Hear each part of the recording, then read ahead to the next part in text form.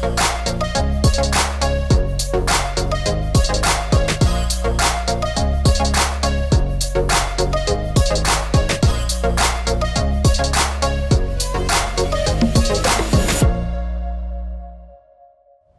everybody, I'm Christian with the Cox Science Center and Aquarium. In recognition of the 125th anniversary of Hugh Willoughby's daring adventure across the Everglades and 75th anniversary of Everglades National Park, the 2002 Willoughby Expedition Team has set off on a 130-mile canoe trek across the same path from October 27th through November 3rd. During this expedition, they will take photos and samples of the water to test for chemistry changes, pollutant substances, specifically microplastics, and modern effects surrounding this vital water system. This team also includes Science Center board member Harvey Oyer III. Let's go ahead and check in on the team and see what they've encountered today. Hello. Hi. That's Banyan Elementary in Palm Beach or Banyan Elementary in Miami? Miami. Miami. All right. Now that we're tested. Terrific. That's that's my old neighborhood. We paddled through there yesterday. We came, I guess, about a mile and a half away from Banyan yesterday. We had lunch yesterday at Palacio de los Jugos on 87th and 8th Street. What's been what have you been able to do so far in during the expedition? Anything? Because this is the first time we log on and see it. Yeah, sorry you missed all the adventure. Now it's just now we're just going through downtown Miami. Now you'll see where we are. We are at the end of the Miami Canal, just past the airport, where it goes into the Miami Canal and the Miami River. We've been paddling for a week, and the first few days were in the heart of the Everglades, and then the last 3 days have been coming down the Miami Canal. I'm sure a lot of your students know where the airboat operations are out on 8th Street. And we started paddling from there just 2 nights ago. And spent the night before last at Belen Jesuit over on 127th and 8th Street. And last night they slept under the bridge by the airport. And today we dropped in past the Mel Reese Golf Course and are moving on to the river. And we'll be finishing our trip after a week at Bayside in probably 4 or 5 hours. Is there a way that we could see the view, like, of where he's paddling through? Sure, hang on a second. Let me get my phone out of my holder. You're making things difficult for me, but that's Sorry. okay. No, it's all right. All right, hang on a second. Didn't switch for some reason. There we go. So it's a mixture of residential and commercial. A lot of boats. Over here, I have some lobster traps. So this looks like a lobster operation. A lot of pleasure boats back there, some marinas, and right up ahead is the South River Bridge, and then just beyond that bridge is the Miami Canal, the Miami River. So Margaret, I put into the chat the Garmin tracker and then the map of the whole expedition. So I'm so sorry that you couldn't join us earlier. A few days ago, there was some beautiful views of deep into the Everglades that the team had shared with us. The scientist, Tracy, was on sharing some of the samples that she was taking, kind of sharing some information there. And then we have Harvey, who is also on here, and he's paddling away as well, who also talked a little bit about some of the history of the original Hugh Willoughby and the Willoughby expedition and the route that they took. So I did just share the Garmin tracker information and maps. So you and your class can take a look at that as well. And we do have from the Science Center, we have a YouTube channel from the Cox Science Center in West Palm Beach. We have recordings of all of the past Zooms that we've had during this expedition that you can check out. Everything is there. We'd love for you and your students to take a look at those. I can also email you links if that's easier to just check out. If you want to drop your email in the chat, I could send those to you and you can share that with your class. Perfect. Thank you so much, and I'll do that. Great. No, thank you so much for being on. Thank you, Margaret, and class. See you later. Bye, guys. Well, good morning, all. We are on day 7 of the Willoughby expedition. We are in Miami, headed east towards Biscayne Bay, which is where Hugh Willoughby finished his expedition 125 years ago, and it's where we intend to finish later this afternoon. We spent last night under a bridge just east of Miami International Airport, and we had Kent, our videographer, there to film it. So hopefully that'll be in the documentary as well. And we have 3 canoes of students from Berlin Jesuit School with us again today, paddling. It's been a great pleasure to have the students with us. And we think we're about 4 hours away from the finish. And Harvey, you're a little bit ahead of me, but I just wanted to show everybody the transition from the Miami Canal. And up ahead is the Miami Canal, the Miami River. And we'll be going south that way. I mean, not south, east that way. So we're in a very industrial area right now. A lot of shipyards, freighters, container ships, commercial fishing, commercial lobster boats, very industrial area, cranes in the sky, and headed towards downtown. Any questions? Yes, I have a question. Sure. My name is Carla Duhaney. I am with the Cox Science Center, Chief Operating Officer, and we had a competition, a junior Willoughby competition for students. And there was a question from Davy Forbida from Crosspoint Elementary, and they are asking, what was the most exciting part of your expedition to the Everglades? Well, I imagine everyone has a different answer. For me, it would be being in the sawgrass. Very serene, totally detached from the rest of South Florida. Beautiful, the way I envisioned Willoughby's expedition.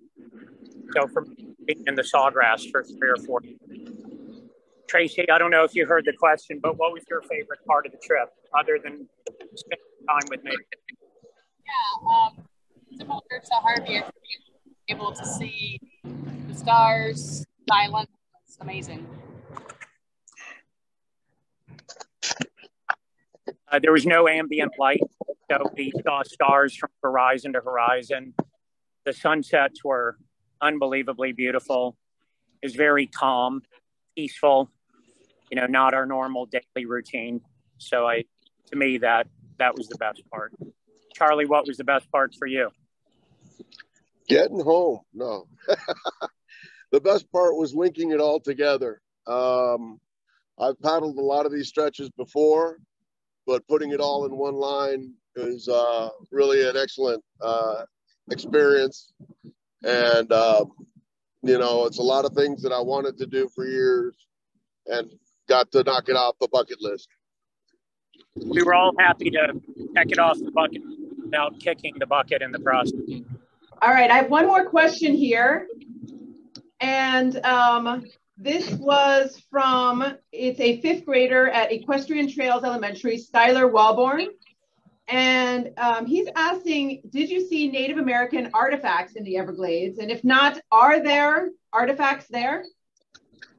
Well, people that work the Everglades will tell you that any piece of dry land that you find, for example, when we stayed at Cane Patch, or just above that, there's a place called Banana Patch. Just above that, there's a place called Rookery Mound.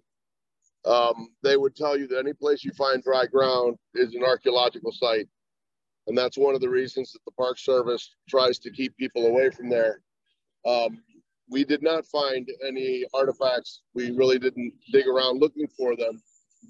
But you will find settler artifacts. You will find Native American artifacts. You will find pre-Columbian artifacts. They're all over the place. And like I said, wherever you find a little bit of dry ground, that's where people are. Actually, I just reconsidered, and we did find, we just started the trip with a very large Indian artifact. Harvey, if you'll remember, at the mouth of the river, we landed on that beach, and that beach wasn't a natural beach. You could tell from the contents of it that it was an old Indian midden. An Indian midden is a collection of shells and rocks that they stack up to make land. There's some discussion whether it was natural consumption of shells and it was basically just a trash pile, or if it was created to have that, to enhance and create more dry land. The answer is probably somewhere in between, and it probably varies from midden to midden. But that midden at the mouth of the river was probably a place that they used as a base for going in and out, up the river and out into the Gulf.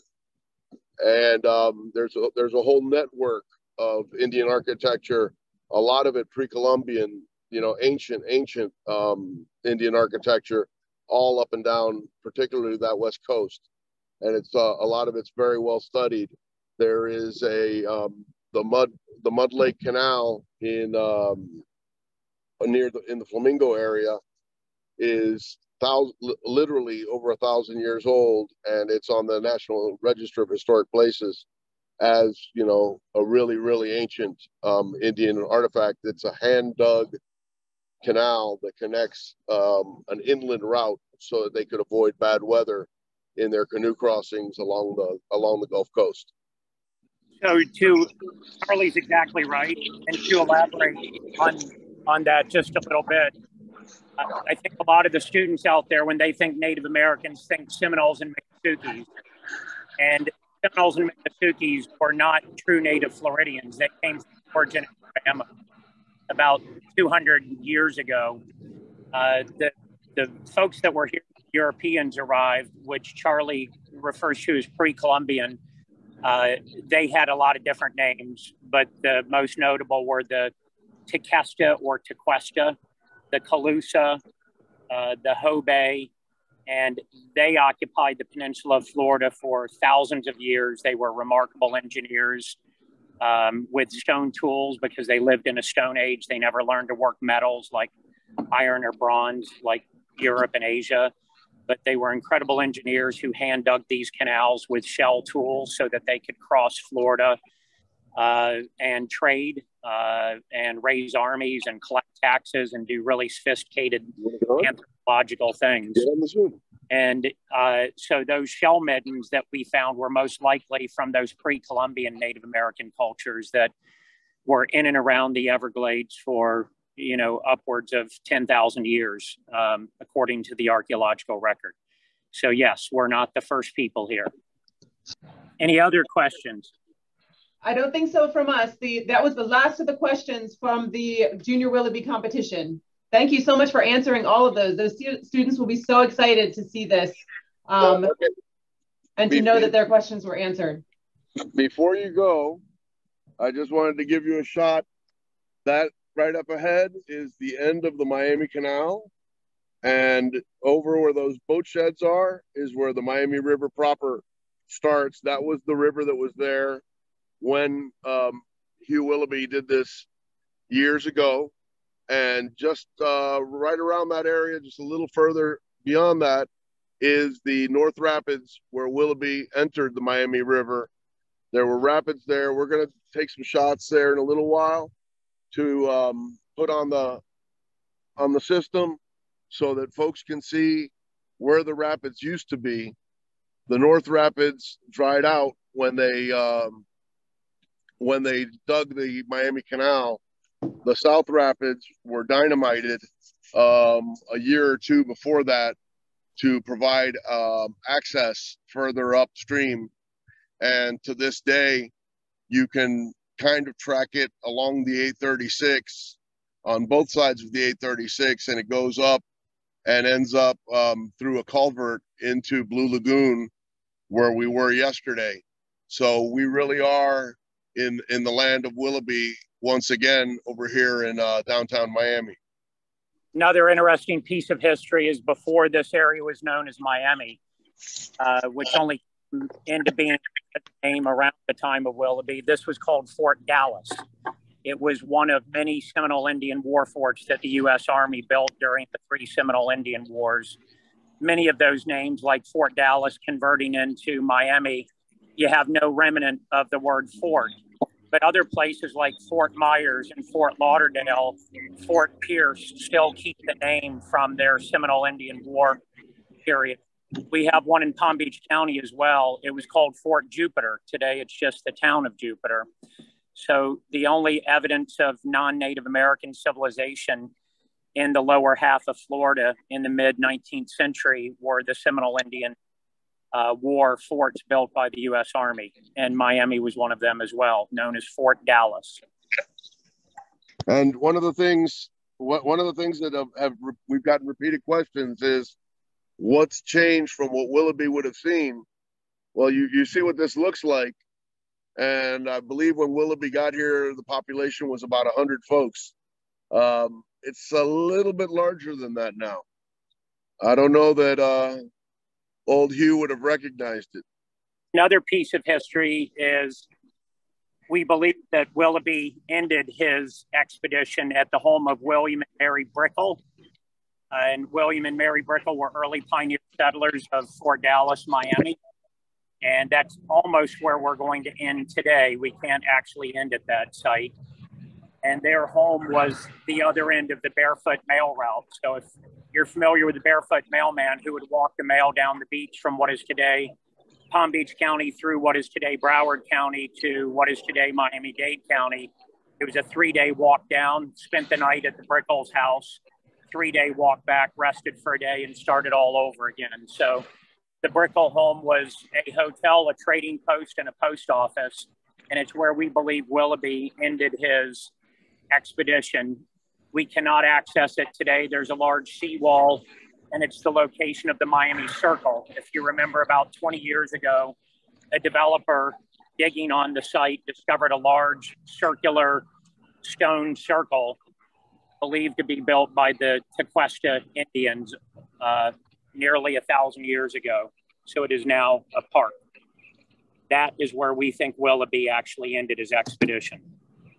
If you guys will humor us and stay on for just a little bit, in about 3 minutes, we should be getting to the North Fork Rapids, and we can do a little bit of a paddle up where Willoughby came into the pipe. Do you all have any questions for us? Harvey, I'm not sure if you answered this question yesterday. I had asked about Willoughby, his original tour. Did he have help along the way? Carla, to answer your question, yes, Willoughby had help from Seminole Indians, and he had a guy named Brewer with him that we don't know nearly as much about as we would like to know about him. But he was not alone. He had Brewer with him the entire trip, and he had advice and direction from various Seminole Indians along the way. By all accounts, Willoughby had a good relationship with the Seminoles, and in the back of his book, Across the Everglades, it has a very full glossary of Miccosukee words translated into English, which means he spent a lot of time with the Seminoles in order to get that full of a glossary of terms. And how do you know all the information from him? Did he have a journal along the way also? Did he keep that? He did, and it was published into a book called Across the Everglades, which is primary reading for any scholar of the Everglades. So did he have any main problems along the way? Did he encounter, any wildlife or any issues? He did. They ran short on food. They got stuck, had to backtrack many times. You know, encounters with crocodiles and alligators and lots of wildlife. Remarkably, we did not see a lot of wildlife in the sawgrass. I think we discussed this on one of the other calls. We've seen far more wildlife in the canal system once we got out of the sawgrass. So that was a surprise to me. I thought we would see wildlife everywhere. I guess with respect to the birds, it's not winter time when we would normally have the migratory birds here. Not sure why we didn't see more fish and alligators, probably because it's very wet and they're widely dispersed. I never saw a python, which I guess is a good thing. I didn't really want to see a python, but thought we might. Right here you have the North Rapids, what would have been the North Rapids in Willoughby's time. As you can see, it's not rapids anymore, and it only goes a couple of blocks up, and then it peters out. But this is where he entered the Miami River, right over there. So this is, you know, the end of his journey through the Everglades, and then from there he was in the Miami River, going eastward out to sea. And there is the folks paddling on by, doing the same. So I think that's the end of the Zoom collection, guys. Been a pleasure having you travel with us for the last 7 days and approximately miles. There's Harvey. This has been absolutely amazing for all of us. Thank you so much for your adventures and your story. And it's wonderful this morning to see you on the canoes and to actually see some of what you see. Thank you. Yes, we are excited and thankful to join this journey with you virtually. And we can't wait to see what you uncover in the science of it at the end. So thank you again. Thank you. We're going to do one more water test as we get near Biscayne Bay, and then we will have completed all of the water testing. And we hope to see all of you on Saturday the 19th at the Cox Science Center, when our entire team will be there to give out the Junior Willoughby Explorer Awards and answer questions, and hopefully have a pretty good video by then of the entire expedition. All right. Thank you. Thanks, guys. Thanks for being a part of this. We appreciate you. Bye-bye, everybody. Bye. Thank you very much. Bye.